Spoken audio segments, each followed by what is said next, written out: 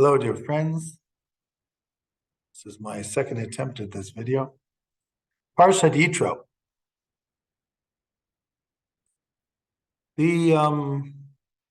There's a midrash in Yalkut Shimoni, Parshat BeShalach, rabbinical interpretation from the time of the end of the Second Temple period, and says, Ra'ata shifcha layam, asher lo ra'a Yechezkel ben Buzi hakohen, which means even a female slave saw things. Of course, we're talking about Hebrews. A Hebrew female slave saw things at the crossing of the Red Sea that even Ezekiel the prophet did not see. Let's try to understand what this means. Ezekiel, of course, is the prophet who in chapter 1 of the book of Yechezkel, book of Ezekiel, you have what's called the prophecy of the chariot. According to the Mishnah in Chagiga, chapter 2, Mishnah 1, this is one of the secrets of the Torah. This chapter where the heavens open up and Ezekiel sees these revelations. And we read it on Shavuot in the morning. According to the Talmud, this is the secrets of this chapter. You're only allowed to teach if you know them one-on-one, and only to somebody who is worthy of listening to them. So these secrets are considered very high level. And it says that the simplest Jewess, because we were all slaves when we came out of Egypt until God freed us. So the simplest Jewess saw things at the crossing of the Red Sea, which even Ezekiel could not see. Now, when we think about this for a moment, it seems a little puzzling, because I would have thought that if you're trying to make a point that those that left Egypt saw things that Ezekiel did not, it would probably be more solid of a point if you said that greater is what the people of Israel saw at Sinai than Ezekiel. Sinai is when God revealed himself to the whole Jewish people. And all of the people saw the sounds and heard the light, etc. It's an interesting verse that the Torah says there's a sort of a switch of sensory perceptions, but the whole people were had the ability to hear these things directly from God. At least the first of the two commandments of the Decalogue, according to the Talmud. After that, the Midrash says they ran away, which is actually understood from Devarim, chapter 5, when you read it. They were afraid. They ran away and asked Moses to be the mediator. But basically, the Jews all had this revelation, the people of Israel at Sinai. So that, I could understand, was probably greater than Ezekiel. But what does it mean that at the crossing of the Red Sea? What revelation was at the crossing of the Red Sea? It was the Jews going through. There was a miracle where the Red Sea splits. And then, of course, Pharaoh and his men and the chariots go down. So they see their freedom. But what does it mean, the revelation? Now, in the Yalkut Shimoni, they quote the verse from the Song of the Sea, Ze Eli Vanveu, this is my God, and I shall praise him. They say this, meaning they could point, which is an interesting interpretation, but it doesn't seem to be the simple meaning of the verse. The verse seems to mean God saved us. We know he did this miracle. No human could do it. So what does this mean? Sinai is the revelation of the Decalogue, where God speaks the 10 commandments to the people of Israel. Ser Tadvarim, Ser Tadibrot. This is the beginning of the revelation of the Torah. Then Moses writes down the Torah according to the Talmud in Gittin, page 60, piece by piece over the 40 years in the desert. And finally, by the end of the 40 years, we have the 5 books of Moses, the Pentateuch, the Torah. And this is our guideline. This is our instruction pamphlet of how to live the good life, the balance between the natural world and the spiritual world in this world. And it says about Sinai, Kol Gadol V'lo Yasaf.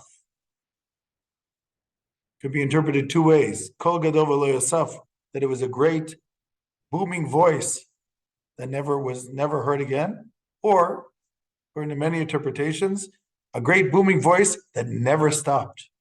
In what sense does it never stop? Because every time you read the Torah, you are listening to the product of that voice, which was received through the prophecy of Moses. And that voice is speaking to you in every generation. And according to your perception and understanding, you can connect to that voice, the voice of God. So in every generation, we connect to the Torah in that sense. And it's our instruction pamphlet, it's our guideline for life. But what was the Yam Suf? Now, these are two pivotal moments in the history of the Jewish people. Crossing in the Red Sea, which is the culmination of the story of the Exodus. Moses comes, tells Pharaoh, let my people go. He says, no, there are 10 plagues. Each time Pharaoh changes his mind. And even after the 10th plague, after the Jews have left at midnight with their matzahs, their unleavened bread, because they were in haste, and with all their possessions, Pharaoh picks up his army and said, what did we do? Why did we let them go? Last week's Parshat, let's go get them. And he meets them at the Red Sea, and God parts the Red Sea when, after Nachshon and Aminadav, in an act of faith, just walks into the water right up to his neck because he's sure that God will do a miracle, and then the miracle happens. And Moses picks up his staff, and the sea parts, and the Israelites go through. And then Pharaoh and his army in pursuit eventually are drowned in the sea. And the Israelites are able to bear testimony to what is going on, and they sing the song at the sea, Ashir el Hashem ki ga'o sus v'rochvo rama vayam. I sing out to God because he is almighty or great, and all of the chariots and all of the horses have fallen into the sea, meaning the chariots of Pharaoh. And then the women sing along with Miriam, also a song similar to this. And what happens at this point of the crossing of the Red Sea? They're able to witness, for the first time in maybe their lives, divine justice happening right in front of their eyes. Not only an act of justice, but God, who's the obvious perpetrator of this justice, who is the creator of this justice happening, they are now free. Therefore, the Bitra says, Ra'ata shifcha layam, that the simplest slave, because they were all slaves until God freed them from Pharaoh and his forces. That's what it means by slave. Here we're talking about the whole Jewish people were slaves, not somebody who happened to be slave in addition. The whole Jewish people were slaves. So the simplest slave was able to see this act of divine justice happening in this world. Now, this is a very unusual thing. Let me explain. The Talmud says in Brachot, chapter 1, page 7, 7a. Rabbi Yochanan says, Moshe, asked three things of God. Number one, he said, let your divine presence be upon the people of Israel. And it was granted to him. Second thing Moses requested, prophecy should only be among the Jews. It shouldn't be among prophets like Balaam, of nations who are not worthy. And it was granted to him. And then the third thing Moses said was, tell me why the righteous suffer. Why tzaddik v'rala? According to Rabbi Yochanan, it was granted, and then the Talmud asked questions, are you sure? And Rabbi Meir says it was not granted. By the way, Rabbi Meir is before Rabbi Yochanan. Rabbi Meir says it was not granted. That's Rabbi Meir, the colleague and student of Rabbi Akiva, who, by the way, is the one who the Mishnayot follow in general. So Ramirez says the third was not granted. Nobody in this world can know why the righteous suffer. Jeremiah says, Madua derech Rishayim tzalecha. Why is it that the wicked suffer? I remember correctly, chapter 12. Why do the righteous suffer? Excuse me, the wicked. Why is it that the righteous suffer? He wasn't told why. And in the book of Job, Job suffers, and all his friends say, oh, Job, we know why you're suffering. You're actually not as good a person as you pretend to be. And in the last chapter of the book of Job, God comes out of the whirlwind and says to all the friends of Job, you're all wrong. But he doesn't tell them why. He just says to them, where were you when I created the universe? In other words, you don't know how this world runs. Why are you insinuating that he's maybe an evil person? And it's just left as a question. And the Mishnah in Pirkei Avot says, Ein bi, Rabbi Alexandrai says, Ein bi'adenu.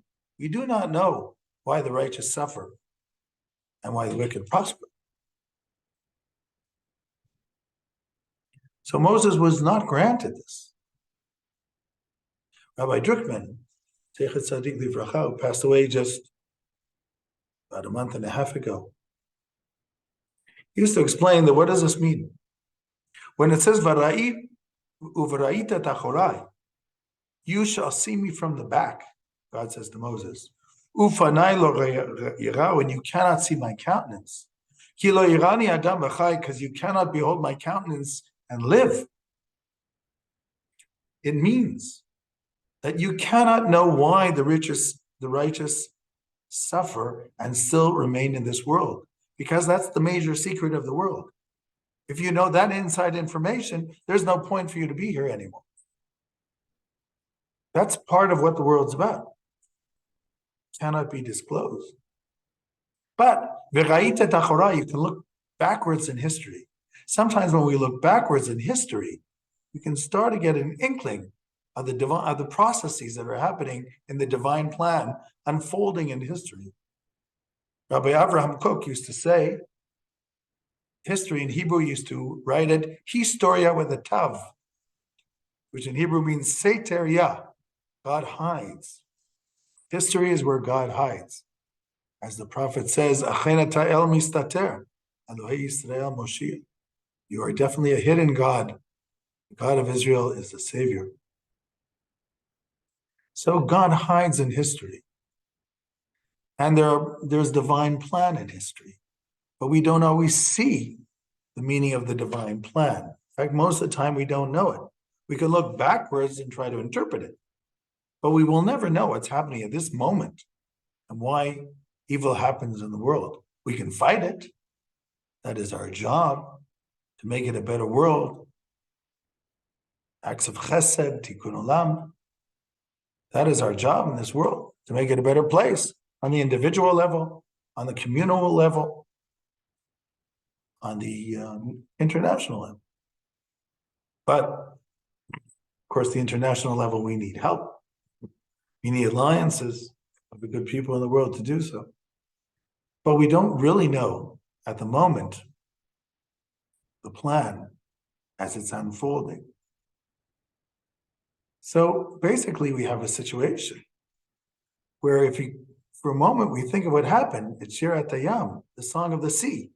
At that moment, the simplest of the people of Israel saw themselves being saved from Pharaoh, an act of justice happening, just in general, rare in the human story, to see an act of justice happening and to see that it's an act of divine justice because you know exactly why it happened. This is an extremely rare occurrence and very pivotal in our history, a real watershed moment.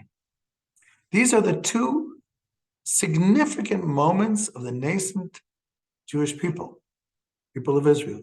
The Torah, which is the long-term voice of God that we have to listen to in our lives by reading the Torah and connecting to it.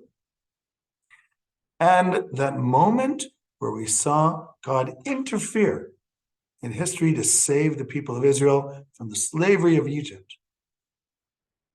This moment of witnessing divine justice is so rare. Even Ezekiel, the prophet Ezekiel, did not see it because he was in the exile in Babylonia, in the land of the Chaldeans. He could see the inner meanings of what the world was about, but not as far as divine justice unraveling in this world and playing itself out. That only the people of Israel saw when they were at the Red Sea, because God interfered for the moment in order to save them from the servitude of Egypt. I have a friend in Tel Aviv. His name is Michael Smas. You want to listen to him on my YouTube channel. He's one of probably the last survivor today of the Warsaw Ghetto Uprising.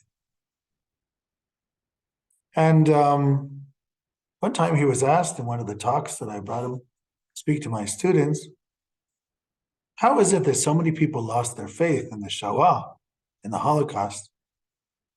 And how does he react to that? So Michael said, I have to answer from my own subjective point of view. He said, there are so many things that happened during that period of time in my life during the Shoah, which I cannot explain. He said, I don't know why I'm still here today. I don't know how I was saved from obvious death traps time and time again during that time. So he said, obviously it must have been God saving me because none of it made any sense. So I cannot deny God in my life after going through that. But I can understand why the others, where they come from too. Not always in life are we able to understand the divine plan.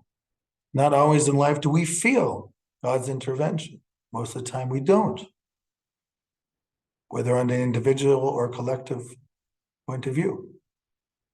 So when there are these moments, and these are moments of grace, when you see justice happening in the world, when you're there to experience, whether on the collective level in your own or in your own life, these are very special moments. And even more so, the people of Israel, who actually could see that God had intervened on their behalf to create divine justice in the world. This is a very deep moment, a transforming moment, a very positive transformation, almost an earthquake within your own soul in a positive way. To see that God actually does intervene in the process of history and that there's an unfolding plan. Shalom, shalom.